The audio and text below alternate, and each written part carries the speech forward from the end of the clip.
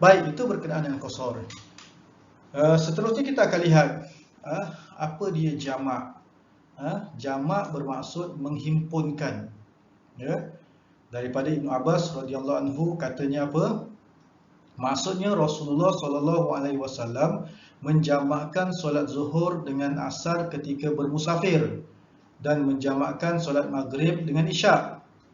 Ni kita kata jamak, menghimpunkan, menyatukan solat zuhur dengan solat asar, ataupun solat asar tadi dengan solat zuhur, dan juga solat maghrib dan solat isyak ketika bermusafir. Ini dalil, ya, riwayat Bukhari, ya. Baik. Pembahagian solat jamak. Jamak terbahagi kepada dua jenis. Yang pertama jamak takdim, yang bermaksud membawa solat yang kedua ke dalam solat yang pertama. Yang kedua jamak takhir, yang bermaksud membawa solat yang pertama ke dalam solat yang kedua. Takdim ni awal, takhir ni akhir. Bila kita kata jamak takdim, sebagai contoh, kita bawa solat asar di dalam solat zuhur. Bila kita kata jamak takhir, kita bawa solat zuhur di dalam solat asar, ya. Tidak sah dijamakkan solat subuh dengan solat sebelum atau selepasnya. Jadi kita kena ingat, dalam solat subuh dia tidak boleh dijamakkan maupun dikosorkan. Bila kita kena jamakkan, kita nak jamakkan subuh, kita buat pada waktu isyak, tak boleh. Ataupun kita nak buat subuh tu pada waktu zuhur, pun tak boleh, ya. Dia tak boleh dijamakkan dan tak boleh dikosorkan. Begitu juga tidak sah dijamakkan solat asar dengan solat maghrib. Jadi solat maghrib dengan solat asar tidak boleh dijamakkan. Ya, tak kisahlah dia nak buat, dia kata dia nak buat solat maghrib nanti pada asar. Lepas tu ataupun dia nak buat asar tu pada maghrib. Jadi tak boleh kedua-dua ni, ya. Ini kerana setiap jamak takdim dan jamak takhir mempunyai beberapa syarat yang perlu dipatuhi, ya. Baik. Kita akan lihat syarat-syarat jamak takdim, ya. Yang pertama, kedua-dua solat dilakukan mengikut urutannya, iaitu dimulai dengan solat pertama yang empunya waktu, kemudian diikuti solat yang kedua. Ini dinamakan sebagai jamak takdim. Macam mana dia kata? Kena ikut urutan.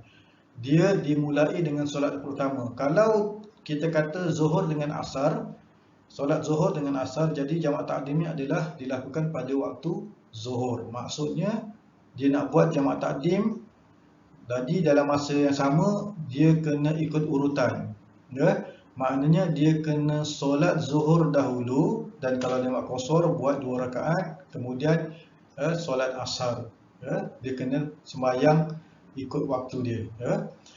Okey, berniat menjamakkan solat yang kedua dengan yang pertama sebelum selesai solat yang pertama. Maksudnya dia dah niat pada solat yang pertama tadi, yang mula-mula tadi dia nak takdimkan, dia nak ambil solat asar tadi diawalkan. Jadi dia kena niat, ya, pada niat solat yang pertama tadi. Baik, yang ketiga, kedua-dua solat dilakukan secara berturutan, iaitu dimulakan solat yang kedua dengan segera, sebaik sahaja selesai salam solat yang pertama tanpa dipisahkan dengan berzikir, mengerjakan sunat, perkara-perkara sunat dan sebagainya. Maksudnya kedua-dua solat tadi perlu berturutan, ya. Dia tak boleh bertangguh, ya. Dia kena memulakan solat yang kedua sebaik saja selesai solat yang pertama tadi, ya. Tak perlu dia nak berzikir, tak perlu dia nak berdoa, tak perlu dia nak mengaji Al-Quran ke dan sebagainya, tak boleh, ya. Jadi dalam hal ni dia kena berturutan, ya. Tak boleh terlalu lama, sampaikan dia boleh keluar, dia makan dulu, dia minum dulu, dia bersembang dulu. Jadi dalam hal ni tak boleh, ya. Dia kena berturutan. Baik, itu syarat-syarat jamak takdim. Okey, seterusnya kita akan lihat syarat-syarat bagi jamak takhir. Okey. Masih dalam musafir hingga selesai mengerjakan kedua-dua solat. Jadi maknanya kalau betul-betul dia nak buat jamak takhir, dia kena pastikan ketika nak buat jamak takhir tu dia masih lagi musafir. bukan dia dah berada kat rumah. Kalau dia dah berada kat rumah tu dah tak boleh dah. Jadi sembahyang kalau dia nak buat zuhur dengan asar, dia nak buat jamak takhir, maksudnya waktu asar, di waktu asar. Jadi sebelum, bila dah masuk waktu asar, dia dah sampai rumah, dia buat kat rumah. Jadi dah hal ni tak boleh. Oleh itu sekiranya telah sampai sebelum kedua-dua solat berkenaan selesai, maka solat yang kemudian menjadi solat yang qada. Maksudnya kalau dia nak buat jamak takhir di dalam, contohnya solat jamak takhir waktu asar, bila dah waktu asar, dia terlajak dah sampai masuk ke rumah, sampai dah rumah dia ataupun dah sampai kawasan dia. Jadi dalam hal ni sembahyang asar dia buat seperti biasa. Dalam masa yang sama, solat zuhur tadi dia perlu qada. Dia dah tak boleh jadi jamak takhir, Boleh dimulakan dengan mana-mana antara dua solat yang dikendaki. Dalam hal jamak takhir tak ada masalah. Kita nak buat solat asar dulu ke, nak buat solat zuhur dulu pun tak ada masalah. Tapi tadi jamak takdim dia kena buat zuhur dulu. Tak boleh buat asar sebab waktu tu adalah waktu zuhur. Baik.